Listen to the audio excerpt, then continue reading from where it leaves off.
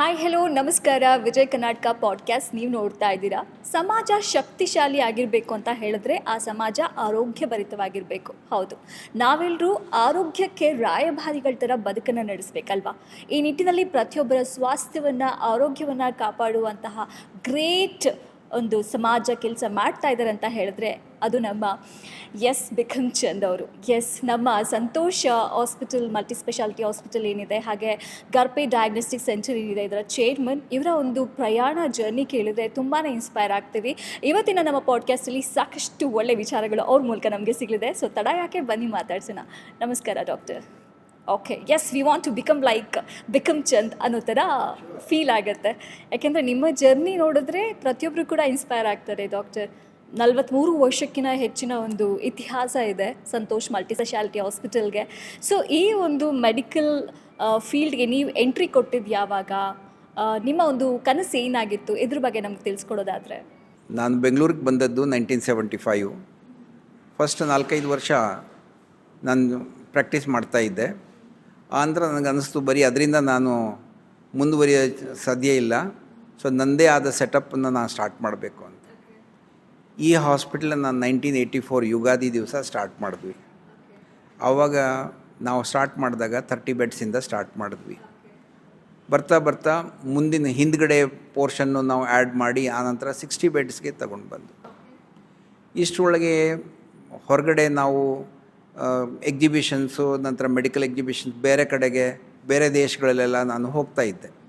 ಆವಾಗ ನನಗೆ ಅನ್ನಿಸ್ತು ನಾವು ಇದರಲ್ಲಿ ನಮ್ಮ ಹತ್ರ ನಮಗೆ ಯಾಕಿಲ್ಲ ಈ ಫೆಸಿಲಿಟೀಸು, ನಾವು ಮಾಡಬೇಕು ಅನ್ನೋ ಉದ್ದೇಶದಿಂದ ನಮ್ಮದು 1999ನಲ್ಲಿ ನಾವು ಡಯಾಗ್ನೋಸ್ಟಿಕ್ ಸರ್ವೀಸಸ್ ಸ್ಟಾರ್ಟ್ ಮಾಡಿದ್ವಿ. ನಮ್ಮದು ಡಯಾಗ್ನೋಸ್ಟಿಕ್ ಸರ್ವೀಸಸಲ್ಲಿ ನಮ್ಮದು ಫಸ್ಟ್ ಸೆಂಟರ್ ಬ್ಯಾಂಗ್ಳೂರಿನಲ್ಲಿ. ಆ ಟೈಮ್ನಲ್ಲಿ CT ಸ್ಕ್ಯಾನ್, MRI ಅನ್ನೋದು ಗೊತ್ತಿರಲಿಲ್ಲ ಜನಕ್ಕೆ. ನಾವು ಅದನ್ನ ಹೊರಗಡೆಯಿಂದ ನೋಡಿಕೊಂಡು ಅದನ್ನ ಅಂಡರ್ಸ್ಟ್ಯಾಂಡ್ ಮಾಡಿಕೊಂಡು ತಿರ್ಗಿ ಅದನ್ನ ಸೆಂಟರ್ ಸ್ಟಾರ್ಟ್ ಮಾಡಿದ್ವಿ. ಅದು ಮಾಡಿದ ಮೇಲೆ ಮಿಕ್ಕಿದ್ದು ಹಾಸ್ಪಿಟಲ್ ಸರ್ವೀಸಸ್ನ ಯಾವ ಥರ ಇಂಪ್ರೂವ್ ಮಾಡಬೇಕು ಅದನ್ನ ಮಾಡ್ತಾಯಿದ್ವಿ. ಮಾಡ್ತಾ ತಿರ್ಗಿ ಇನ್ನೂ ಒಂದೇ ಕಡೆಗೆ ಫೆಸಿಲಿಟಿ ಆಗ್ತಾಯಿದೆ. ಇನ್ನೂ ಮುಂದೆ ಬೆಂಗಳೂರಿನಲ್ಲಿ ಇನ್ನೂ ಫೆಸಿಲಿಟೀಸ್ ನಾವು ಮಾಡಬೇಕು ಅಂತ ನಾನು 2011-12ನಲ್ಲಿ ನಮ್ಮ RT ನಗರ್ನಲ್ಲಿ ಇದೇ ಥರ ಒಂದು ಮಲ್ಟಿ ಡಯಾಗ್ನೋಸ್ಟಿಕ್ ಸೆಂಟರ್ ಸ್ಟಾರ್ಟ್ ಮಾಡಿದ್ವಿ. ಅದು ಆದಮೇಲೆ ಹಾಸ್ಪಿಟಲ್ ಸರ್ವೀಸಸ್ ಇಷ್ಟು ಸಾಕಾಗ್ತಾ ಇರಲಿಲ್ಲ. ಅದರಿಂದ ಹಾಸ್ಪಿಟಲ್ ಎಕ್ಸ್ಪೆನ್ಷನ್ ಎಲ್ಲ ಮಾಡಿದ್ವು. ಸೊ ಇವಾಗ 200 ಬೆಡ್ ಹಾಸ್ಪಿಟಲ್ ಆಗಿದ್ದೀವಿ. ಸೊ ಇದು 1984ಇಂದ 25ವರೆಗೆ ಇಷ್ಟು ಜರ್ನಿ ಆಗಿದೆ. ಓಕೆ, ವೈದ್ಯಕೀಯ ಕ್ಷೇತ್ರದ ಎಲ್ಲ ವಿಭಾಗಗಳಲ್ಲೂ ತನ್ನದೇ ಆದ ಛಾಪನ್ನು ಮೂಡಿಸ್ತಾ ಇರುವಂತಹ one and only hospital Santosh multi speciality hospital ಅಂತ ಹೇಳ್ಬೋದು. ಇಂಥ ಒಂದು ಸಮಸ್ಯೆಗೆ ಪರಿಹಾರ ಇಲ್ಲಿ ಸಿಗಲ್ಲ ಅಂತ ಹೇಳಂಗಿಲ್ಲ. ನುರಿತ ವೈದ್ಯರಿದ್ದಾರೆ, ಸಾಕಷ್ಟು ಒಂದು ತಂತ್ರಜ್ಞಾನ ಇಲ್ಲಿದೆ. ಇದ್ರ ಬಗ್ಗೆ ಎಲ್ಲ ಹೇಳೋದಾದರೆ ಡಾಕ್ಟರ್. ಇಲ್ಲ, ಅಪ್ ಆ್ಯಂಡ್ ಡೌನ್ಸ್ ಇದ್ದೇ ಇರ್ತವೆ, ಅದನ್ನೇನೂ ಮಾಡಲಿಕ್ಕಾಗೋದಿಲ್ಲ. 2015ನಲ್ಲಿ ನಾವು ಹೊಸ ಡಿವಿಷನ್ ಸ್ಟಾರ್ಟ್ ಮಾಡಿದ್ವಿ. ಅದರಲ್ಲಿ ಆವಾಗ ಪೆಟ್ ಸ್ಕ್ಯಾನು, ಗ್ಯಾಮಾ ಕ್ಯಾಮ್ರಾ ಬೆಂಗಳೂರಿನಲ್ಲಿ ಇರಲಿಲ್ಲ. ಹಾಸ್ಪಿಟಲ್ಸ್ನಲ್ಲಿ ಇದ್ದವು, ಆದರೆ ಹೊರಗಡೆ ಪ್ರೈವೇಟಲ್ಲಿ ಇವಾಗ ಇಮಿಡಿಯೇಟ್ಲಿ ಫೋನ್ ಮಾಡಿ ನನಗೆ ನಾಳೆಗೆ ಪೆಟ್ ಸ್ಕ್ಯಾನ್ ಮಾಡಿಸ್ಬೇಕು ಅಂತಂದರೆ ಅಂಥ ಸೆಂಟರ್ ಇರಲಿಲ್ಲ. ಸೊ ಅದನ್ನ ನಾವು ಮಲ್ಲೇಶ್ವರಂನಲ್ಲಿ ಹೊಸ ಸೆಂಟರ್ ಒಂದು ಸ್ಟಾರ್ಟ್ ಮಾಡಿದ್ವಿ 2016ನಲ್ಲಿ. ಇದು ಈ ವರ್ಷ 10 ಇಯರ್ಸ್ಗೆ ಮುಗೀತದೆ. ಹಾಸ್ಪಿಟಲ್ ಸುಮಾರು 43-44 ಇಯರ್ಸ್ ಕಂಪ್ಲೀಟ್ ಮಾಡಿದ್ದೀವಿ. ಡಯಾಗ್ನೋಸ್ಟಿಕ್ ಸೆಂಟರ್ ನಾವು ಆಲ್ರೆಡಿ 25 ಇಯರ್ಸ್ ಕಂಪ್ಲೀಟ್ ಮಾಡಿದ್ದೀವಿ. ಸೊ ಜನಕ್ಕೆ ಸೇವೆ ಆಗ್ತಾಯಿದೆ. ಎಷ್ಟೋ ಜನಕ್ಕೆ ಡಯಾಗ್ನೋಸ್ಟಿಕ್ ಸರ್ವೀಸಸ್ಸಿಂದ ಏನಾಗುತ್ತೆ, ಬೇರೆ ಯಾರಿಗೋ ಟೆಸ್ಟ್ ಮಾಡಬೇಕು, ಬೇರೆ ಡಾಕ್ಟರ್ಸ್ ಎಲ್ಲ ಕಳಿಸಿರ್ತಾರೆ, ಅವ್ರಿಗೆ ಆ ಫೆಸಿಲಿಟಿ ಸಿಗುತ್ತೆ. ಪೇಷಂಟ್ಗಳಿಗೂ ಅಲ್ಲಿ ಫೋನ್ ಮಾಡಿ ಇಮಿಡಿಯೇಟ್ಲಿ ಅಪಾಯಿಂಟ್ಮೆಂಟ್ ಮಾಡಿಸ್ಕೊಂಡು ಬಂದು ನೋಡಿಸ್ಕೊಂಡು ಹೋಗ್ಬೋದು. ಅಲ್ಲಿ ಸಿಕ್ ಫೀಲಿಂಗ್ ಇರೋದಿಲ್ಲ ಡಯಾಗ್ನೋಸ್ಟಿಕ್ ಸೆಂಟರ್ನಲ್ಲಿ. ಹಾಸ್ಪಿಟಲ್ ಅಂತಂದರೆ ಸಿಕ್ ಪೇಷಂಟ್ಸು ಇರ್ತಾರೆ, ಸಾಧಾರಣ ಇದು ಇರ್ತಾರೆ, ಬೇರೆ ಬೇರೆ ಥರ ಇರ್ತದೆ. ಅಲ್ಲಿ ಬರೀ ಟೆಸ್ಟಿಗೆ ಬರ್ತಾರೆ, ಟೆಸ್ಟ್ ಮಾಡಿಸ್ಕೊತಾರೆ, ರಿಪೋರ್ಟ್ ತೊಗೊಂಡು ಹೋಗಿಬಿಡ್ತಾರೆ. ಇದರಿಂದ ಕನ್ವೀನಿಯನ್ಸ್. ಆ ಕನ್ವೀನಿಯನ್ಸಲ್ಲಿ ಕೆಲವು ಜನಕ್ಕೆ ಬೇರೆ ಪೇಷಂಟ್ಸನ್ನ ಕಳಿಸಿದಾಗ ಕೆಲವು ಡಾಕ್ಟರ್ಸ್ ಅವ್ರಿಗೆ ಸ್ವಲ್ಪ ಡಿಸ್ಕೌಂಟ್ ಮಾಡೋಕ್ಕೆ ಹೇಳ್ತಾರೆ, ಅದನ್ನೂ ಮಾಡ್ತೀವಿ. ಕೆಲವ್ರು ನಮ್ಮ ಪರಿಚಯ ಇದ್ದವರು ಅವರು ಕೇಳ್ತಾರೆ, ಅವ್ರಿಗೂ ಮಾಡ್ತೀವಿ. ಕೆಲವೊಂದು ಫ್ರೀ ಪೇಷಂಟ್ನ ಅವ್ರನ್ನೂ ನೋಡ್ತೀವಿ. ಇದರಿಂದ ಸಾಮಾಜಿಕ ಸೇವೆ ಸಾಕಷ್ಟು ಆಗ್ತಾಯಿದೆ. ನನಗೆ ಅದ್ರ ಬಗ್ಗೆ ಭಾಳ ಸಂತೋಷ. ನನಗೆ ಹೌದು, ತುಂಬ ಜನ ಉಪಯೋಗ ಪಡ್ಕೊಂಡಿದ್ದಾರೆ, ಅವರ ಆರೋಗ್ಯವನ್ನು ಕಾಪಾಡಿಕೊಂಡಿದ್ದಾರೆ. ಹಾಗೆ ಡಾಕ್ಟರ್, ನಿಮ್ಮ ಪ್ರಯಾಣದಲ್ಲಿ ಏಳು ಬೀಳು ಸರ್ವೇ ಸಾಮಾನ್ಯ. ಒಂದು ಟಫ್ ಕಾಂಪಿಟೇಷನ್ ಅಂತಲೇ ಹೇಳ್ಬೋದು ಇವತ್ತಿನ ಒಂದು ಸಮಾಜದಲ್ಲಿ. ಚಾಲೆಂಜಸ್ ಕೂಡ ನಾವು ಫೇಸ್ ಮಾಡಬೇಕಾಗತ್ತೆ. ನಿಮಗೆ ಯಾವ ರೀತಿ ಎಲ್ಲ ಸಪೋರ್ಟ್ ಸಿಕ್ತು ಜರ್ನಿ? ದಿವಸ ಅದು ಇರಲಿಲ್ಲ, ಆದರೆ ಇವಾಗ ಸ್ವಲ್ಪ ಸಾಕಷ್ಟು ಡೈಲ್ಯೂಷನ್ ಆಗ್ತಾಯಿದೆ, ನಂಬರ್ ಆಫ್ ಹಾಸ್ಪಿಟಲ್ಸ್ ಜಾಸ್ತಿ ಆಗ್ತಾಯಿದೆ. ಬಟ್ ನಾವು ನಮ್ಮ ಸ್ಟ್ರೆಂತ್ನಿಂದನೇ ನಾವು ನಡೆಸಬೇಕು. ಈಗ ನಾನು ನೋಡಿದ ಮಕ್ಕಳು, ನಾನು ಪೀಡಿಯಾಟ್ರಿಷಿಯನ್, ನಾನು ನೋಡಿದ ಮಕ್ಕಳು ಅವ್ರನ್ನ ಮಕ್ಕಳನ್ನ ನೋಡ್ತಾ ಇದ್ದೀನಿ. ಸೊ ಅದರಿಂದ ಆ ಫ್ಯಾಮಿಲಿ ರಿಲೇಷನ್ ನನಗೆ ಇರೋದ್ರಿಂದ ಅವ್ರಿಗೂ ಸಂತೋಷ, ನನಗೂ ಬಂದರೆ ಅವರು ಒಂದು ರೆಸ್ಪೆಕ್ಟಿಂದ ನೋಡ್ತಾರೆ, ನನಗೂ ಅವ್ರ ಸೇವೆ ಮಾಡಲಿಕ್ಕೆ ಭಾಳ ಅನುಕೂಲ ಅನಿಸುತ್ತೆ. ಹಾಸ್ಪಿಟಲ್ ಅಂತ ಹೇಳಿದ್ರೆ ಅಲ್ಲಿ ಎಲ್ಲ ರೀತಿಯ ಅನುಕೂಲಗಳು, ಸೌಲಭ್ಯಗಳು ತುಂಬಾ ಲಭ್ಯ ಇರಬೇಕು. ಆ ನಿಟ್ಟಿನಲ್ಲಿ ಸಂತೋಷ್ ಮಲ್ಟಿ ಸ್ಪೆಷಾಲಿಟಿ ಹಾಸ್ಪಿಟಲ್ ಒಂದು ದಾಪುಗಾಲು ಇಡ್ತಾ ಇದ್ದಾನೆ ಅಂತ ಹೇಳ್ಬೋದಲ್ವಾ? ಎಲ್ಲರ ಒಂದು ಮೆಚ್ಚುಗೆಗೆ ಪಾತ್ರ. ಅದು ನಮ್ಮ ಸರ್ವೀಸ್ ವಿತ್ ಸ್ಮೈಲ್ ಅದು ಕೊಟ್ಟರೆ ಯಾರಿಗೂ ಚೆನ್ನಾಗಿರುತ್ತೆ. ಬರೀ ಟ್ರೀಟ್ಮೆಂಟ್ ಮಾಡೋದೇ ಇಂಪಾರ್ಟೆಂಟ್ ಅಲ್ಲ, ರಿಯಶ್ಯೂರೆನ್ಸ್ ಬೇಕು.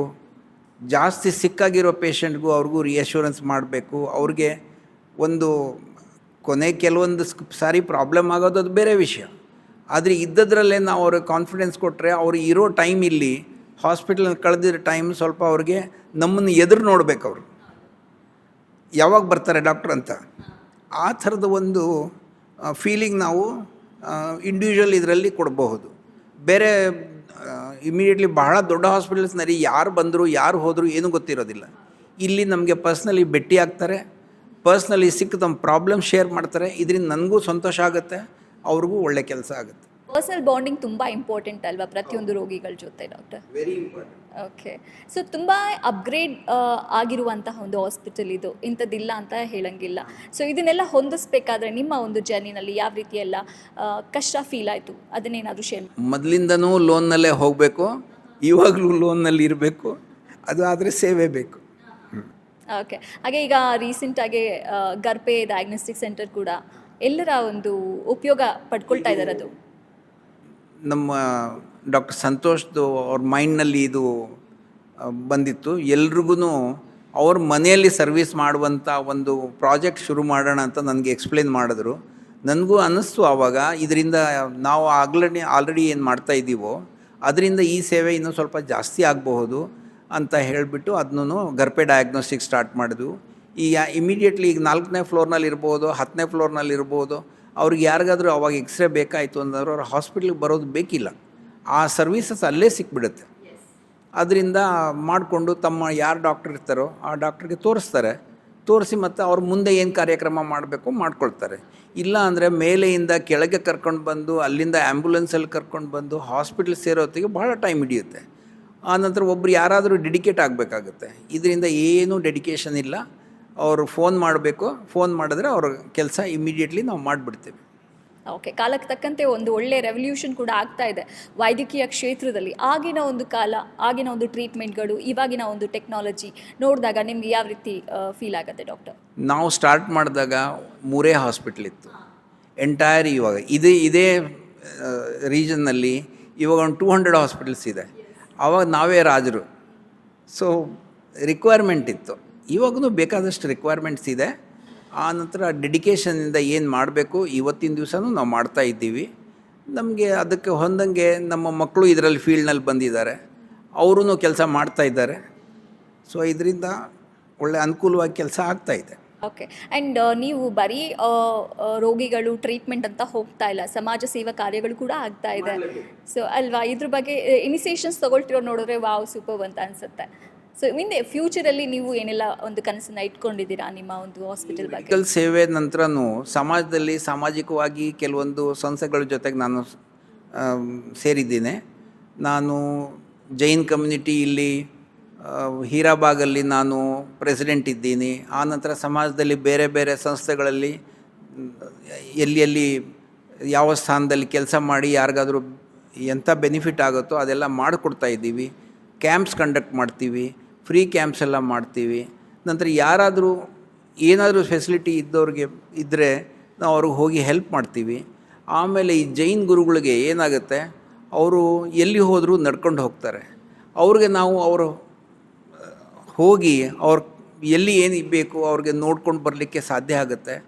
ಅವ್ರನ್ನ ನಾವು ನಡೆಸ್ಕೊಂಡು ಇಲ್ಲಿ ನಮ್ಮ ಹಾಸ್ಪಿಟ್ಲಿಗೆ ಬರೋದಕ್ಕಿಂತ ನಾವೇ ಅವ್ರ ಹತ್ರ ಹೋಗಿ ಅವ್ರಿಗೆ ಏನು ಬೇಕು ಅದನ್ನ ನೀಡ್ಸ್ ನೋಡ್ತೀವಿ. As A Jain I am doing that. ಆಮೇಲೆ ಅವ್ರಿಗೆ ಹಾಸ್ಪಿಟಲ್ ಏನಾದರೂ ಅಡ್ಮಿಟ್ ಆಗುವಂಥ ಸಿಚುವೇಶನ್ ಬಂದರೆ ಅವ್ರಿಗೆಲ್ಲ ಟ್ರೀಟ್ಮೆಂಟ್ ಸೌಲಭ್ಯಗಳು ನಮ್ಮ ಹಾಸ್ಪಿಟಲ್ನಲ್ಲಿ ಕೊಡ್ತೀವಿ ಅವ್ರಿಗೆ. ಓಕೆ, ವೈದ್ಯೋ ನಾರಾಯಣ ಹರಿ ಅಂತ ಹೇಳ್ತಾರೆ ಡಾಕ್ಟರ್. ಈಗ ಸಮಾಜಕ್ಕೆ ಉತ್ತಮವಾದ ವೈದ್ಯರನ್ನು ಕೊಡುಗೆಯಾಗಿ ಕೊಡೋದು ಕೂಡ ಒಂದು ಅದ್ಭುತವಾದಂತಹ ಕಾರ್ಯ. ಈ ನಿಟ್ಟಿನಲ್ಲಿ ಸಂತೋಷ್ ಗ್ರೂಪ್ ಆಫ್ ಇನ್ಸ್ಟಿಟ್ಯೂಷನ್ಸ್ ಇದ್ರ ಬಗ್ಗೆ ಏನು ಹೇಳ್ತೀರಾ? ಅದು ಅಂತೂ ನಮ್ಮ ಕರ್ತವ್ಯ. ನಾವು ವೈದ್ಯರಾಗಿ ನಾವು ಸ್ಟಾರ್ಟ್ ಮಾಡಿದ್ಮೇಲೆ ನಮ್ಮ ಕೆಲಸನೇ ಅದು. ಬೇರೆ ಮಾನಿಟ್ರಿ ಬೆನಿಫಿಟ್ಸ್ ಅದು ಬೇರೆ ವಿಷಯ. ಫಸ್ಟ್ ನಮ್ಮ ಮನಸ್ಸಿನಲ್ಲಿ ಸಮಾಜಕ್ಕೆ ನಾವು ಏನಾದರೂ ಮಾಡಬೇಕು ಅನ್ನೋ ಉದ್ದೇಶ ನಮಗಿದ್ರೇ ಅದು ಕೆಲಸ ಚೆನ್ನಾಗಾಗುತ್ತೆ. ಬೇರೆಯವರು ಬೇರೆ ಉದ್ದೇಶಗಳಿಂದ ಸ್ಟಾರ್ಟ್ ಮಾಡ್ಬೋದು, ಆದರೆ ನಮ್ಮ ಉದ್ದೇಶ ಜನಕ್ಕೆ ಸೇವೆ ಒದಗಬೇಕು. ನಾವು ಮಾಡಿದ ಕೆಲಸ ಅವ್ರಿಗೆ ಒಳ್ಳೆಯ ತೃಪ್ತಿ ಬರಬೇಕು. ಆ ತೃಪ್ತಿ ಬರಬೇಕು ಅಂತಂದರೆ ನಮ್ಮ ಅನಿಸಿಕೆಯನ್ನು ಮನಸ್ಸಿನಲ್ಲಿ ಇಟ್ಕೊಂಡು ನಾಳೆ ಯಾವುದಾದ್ರು ಸಿಕ್ ಪೇಷಂಟ್ ಇದ್ದರೆ ಇವತ್ತು ನಮ್ಮ ತಲೆಯಲ್ಲಿ ಓಡಬೇಕು. ನಾಳೆಗೆ ಅವ್ನಿಗೆ ಏನು ಮಾಡಬೇಕು, ಇವ್ರಿಗೆ ಯಾರಿಗೆ ತೋರಿಸ್ಬೇಕು, ಇವ್ರಿಗೆ ಏನು ಮಾಡಿದ್ರೆ ಒಳ್ಳೆಯದಾಗತ್ತೆ, ಅದನ್ನ ನಾವು ಅನಿಸ್ಕೊಂಡು ಆ ನಂತರ ಪೇಷಂಟ್ಗೆ ಹೇಳಿ ಅವ್ರಿಗೆ ಕೆಲವೊಂದು ಸಾರಿ ಗೊತ್ತಾಗಲಿಲ್ಲ ಅಂದರೆ ನಾವು ಅವ್ರಿಗೆ ಕನ್ವಿನ್ಸ್ ಮಾಡಬೇಕು. ಅದು ಟ್ರೀಟ್ಮೆಂಟ್ ಕೊಡಬೇಕು. ಆವಾಗಲೇ ಸಕ್ಸಸ್ಫುಲ್ ಟ್ರೀಟ್ಮೆಂಟ್ ಆಗುತ್ತೆ. ಓಕೆ ಡಾಕ್ಟರ್, ಈಗ ಯಾರಿಗೆ ಏನೇ ಒಂದು ಸಮಸ್ಯೆ ಆದರೂ ಫಸ್ಟು ಅವರು ಗೂಗಲ್ ಮಾಡ್ತಾರೆ ಯಾವ ಹಾಸ್ಪಿಟಲ್ಗೆ ಹೋಗೋಣ ಅಂತ. ಸೊ ಈ ನಿಟ್ಟಿನಲ್ಲಿ ಯಾವುದೇ ಒಂದು ಪೇಷಂಟು ಹಾಸ್ಪಿಟಲ್ನ ಯಾವ ರೀತಿ ಆಯ್ಕೆ ಮಾಡ್ಕೊಳ್ಬೇಕು, ಅದ್ರ ಬಗ್ಗೆ ಏನಾದರೂ ನೀವು ಹೇಳ್ತೀರಾ? ಈಗ ಮೊದಲು ಆ ಥರ ಇರಲಿಲ್ಲ. ಇವಾಗಿನ ಕಾಲದಲ್ಲಿ ಎಲ್ಲ ಫೆಸಿಲಿಟೀಸ್ ಇರೋದರಿಂದ ಜನ ನೋಡ್ತಾರೆ, ಅವ್ರ ಕೈನಲ್ಲೇ ಎಲ್ಲ ಇನ್ಫಾರ್ಮೇಷನ್ ಸಿಗುತ್ತೆ. ಅದರಿಂದ ಅವ್ರನ್ನೂ ಡಿಸೈಡ್ ಮಾಡಲಿಕ್ಕೆ ನಮ್ಮ ಸೇವೆಗಳು ಏನಿದೆ ನಾವು ಅವ್ರಿಗೆ ಒಂದು ತಿಳುವಳಿಕೆ ಕೊಡಬೇಕು. ಆ ತಿಳುವಳಿಕೆ ಕೊಟ್ರೇ ಅವರೂ ಸ್ವಲ್ಪ ಡಿಸೈಡ್ ಮಾಡಲಿಕ್ಕೆ ಈಸಿ ಆಗುತ್ತೆ. ಆಮೇಲೆ ಅದನ್ನ ಅವ್ರಿಗೂ ಬಂದು ನೋಡಿಕೊಂಡ್ರೆ ಅವ್ರಿಗೂ ಸೌಲಭ್ಯಗಳು ಗೊತ್ತಾಗುತ್ತೆ. ಓಕೆ, ಈಗ ಸಂತೋಷ್ ಮಲ್ಟಿ ಸ್ಪೆಷಾಲಿಟಿ ಹಾಸ್ಪಿಟಲ್ಗೆ ಬರುವಂಥ ರೋಗಿಗಳಿಗೆ ಏನೆಲ್ಲ ಸವಲತ್ತು ಅನುಕೂಲತೆಗಳು ಸಿಗಬಹುದು ಕಂಪ್ಲೀಟಾಗಿ ಅಂತ ಹೇಳ್ತೀರಾ?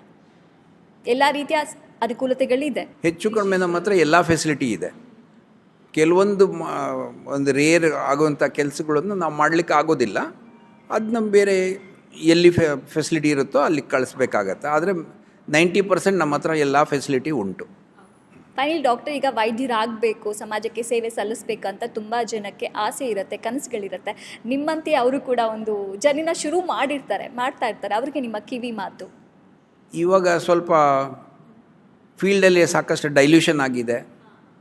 ಯಾರಿಗೆ ಕಂಪ್ಲೀಟ್ ಮನಸ್ಸಿನಲ್ಲಿ ನಾನು ಆಗಲೇಬೇಕು ಅನ್ನೋರು ಫೀಲ್ಡಿಗೆ ಬರಬೇಕು. ಬರೀ ಓದಬೇಕು, ಬರೀ ಇದು ಡಿಗ್ರಿ ತಗೊಳ್ಬೇಕು ಅಂತ ಬರೋದರಲ್ಲಿ ಚಾನ್ಸ್ ಇಲ್ಲ. ಸೊ ನಾವು ಆ ಥರ ಅಂದ್ಕೊಂಡೇ ಕೆಲಸ ಮಾಡಬೇಕು. ಸಮಾಜಕ್ಕೆ ಉತ್ತಮವಾದ ಕೊಡುಗೆ ಕೊಟ್ಟಿದ್ದೀರಾ ಸರ್ ನೀವು. ಬೆಕ್ಕಂ ಚಂದ್ ಅಂತ ಹೇಳಿದ್ರೆ ಇವತ್ತು ಎಲ್ಲರಿಗೂ ಕೂಡ ಒಂದು ಸ್ಫೂರ್ತಿಯ ಸೆಲೆ. ಎಸ್, ಈ ಥರ ನಾವು ಕೂಡ ಡಾಕ್ಟರ್ ಆಗಬೇಕು, ಈ ಥರ ನಾವು ಕೂಡ ಒಂದು ಹಾಸ್ಪಿಟಲ್ನ ತೆರೆದು ಸಮಾಜಕ್ಕೆ ಸೇವೆ ಮಾಡಬೇಕು ಅನ್ನುವಂಥ ಒಂದು ಥಾಟ್ ನೀವು ಕೊಟ್ಟಿದ್ದೀರಾ. ಅದಕ್ಕೆ ಥ್ಯಾಂಕ್ ಯು ಸೋ ಮಚ್. ಇದೇ ಥರ ನಮ್ಮ ಸಂತೋಷ್ ಮಲ್ಟಿ ಸ್ಪೆಷಾಲಿಟಿ ಹಾಸ್ಪಿಟಲ್ ಮತ್ತು ಗ್ರೂಪ್ಸ್ ಎಲ್ಲ ಕಡೆ ತನ್ನ ಹೆಸರನ್ನ ಪಸರಿಸಲಿ ಅಂತ ಕೇಳ್ಕೊಳ್ತೀವಿ. Thank you so much. Yes, Santosh multi speciality hospital ಎಲ್ಲರ ಜೀವನದಲ್ಲಿ ಸಂತೋಷವನ್ನು ಸ್ಪ್ರೆಡ್ ಮಾಡ್ತಾ ಇದೆ. ಸೊ ನಿಮ್ಮ ಒಂದು ಸಮಸ್ಯೆಗಳು ಪರಿಹಾರ ಆಗಬೇಕು, ನೀವು ಸಂತೋಷವಾಗಿರಬೇಕು ಅಂತ ಹೇಳಿದ್ರೆ ಯಾವುದೇ ಸಮಸ್ಯೆ ಇರಲಿ, ಸಂತೋಷ್ ಮಲ್ಟಿ ಸ್ಪೆಷಾಲಿಟಿ ಹಾಸ್ಪಿಟಲ್ ಹಾಗೆ ಗರ್ಭೆ ಡಯಾಗ್ನೋಸ್ಟಿಕ್ ಸೆಂಟರ್ ಆಗಿರ್ಬೋದು, ಇದರ ಉಪಯೋಗ ಪಡ್ಕೊಳ್ಳಿ ಅಂತ ಹೇಳ್ತಾ ಇದು ಇವತ್ತಿನ ವಿಜಯ ಕರ್ನಾಟಕ ಪಾಡ್ಕ್ಯಾಸ್ಟ್. ಮತ್ತೆ ಸಿಗ್ತಾ ಇರೋಣ, ನೋಡ್ತಾ ಇರಿ ವಿಜಯ ಕರ್ನಾಟಕ ಪಾಡ್ಕ್ಯಾಸ್ಟ್.